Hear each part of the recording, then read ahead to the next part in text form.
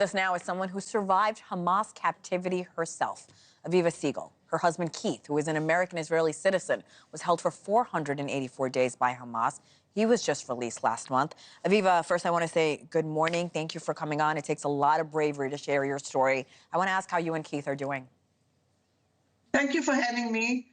And I just want to tell everybody that Keith is well. He's doing okay. But in many, many ways, we can feel a person that's been in captivity for a year and four months. He was with Hamas terrorists. Half a year, he was left there alone with the terrorists. And he went through so many days of torture and so many times of minutes that he didn't think that he would survive or get out of there or get back home. And we are just the happiest people in earth to have him back. But I just want to tell you that my heart is broken for the families that haven't had their loved ones come back yet, and they need to come back as soon as possible. Aviva, there are very few people who understand what these 6 hostages released this weekend have gone through. Can you help us grasp what this experience is like, especially since you and Keith were also held captive? Well, Keith, for the last half a year, was lying on a mattress on the floor, and he was alone most of the time. He didn't have anybody to talk to, anybody to feel that he's with somebody, just with the Arabs and with the Hamas terrorists. And it was very difficult for him. He so many times felt like it might be the last day that he will be alive. And he went through so many days of being tortured while he starved. He lost 30 kilos. That's a lot of weight. And what I want to say is that we have him back, and we're happy and we're lucky to have him back alive. But I want that for all the other families that have the hostages still in Gaza that are waiting to get out. And I'm sure, just like Keith, they're begging to get out as soon as possible. So not enough has been done for them to be coming out. So more needs to be done, and we have to promise them that we're going to do everything we can to get them out. And that's why I'm talking to you. Your husband recorded a message after he was released about his experience being held hostage. I want to play a little bit of that for our viewers, Aviva. I was starved and I was tortured, both physically and emotionally.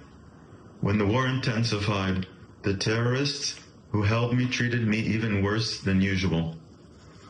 Terrorists kicked me, spat on me, and held me with no water, no light, and no air to breathe.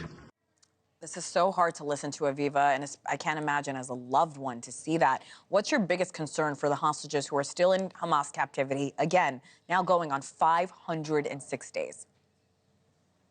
That they won't come home and that they won't come alive. They won't come, that they won't survive. I know that there's ones that are ill. I know that it's just, too much what they're going through. And I was there for 51 days and I went through too much, and knowing that Keith was still there after I'd left for so long, going through what I went through, and that's going through hell. Nobody in this world should go through what I went through and what Keith went through.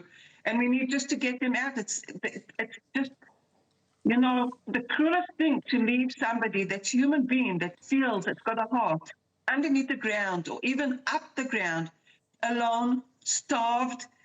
And I know that everybody's seen so many of the hostages come home and lost so much of their weight and been through and gone through just days and nights of not even knowing if they're going to live. It shouldn't be like that. Yeah, we're talking about the physical damage. I can't imagine the mental trauma as well. What is your message to Prime Minister Netanyahu, at least at this stage, 506 days later, Aviva? Get them out now.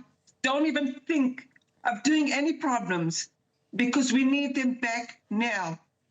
We need them back alive, and we need all the families to feel what I feel when Keith came home. I feel like a different person. I was just so worried about Keith all the time.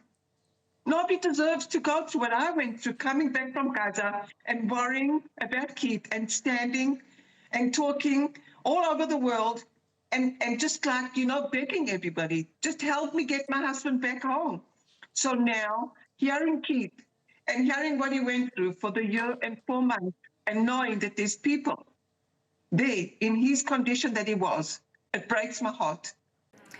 Thanks for watching. Go to joinnn.com to find NewsNation on your television provider. And don't forget to click the red subscribe button below to get more of NewsNation's fact-driven, unbiased coverage.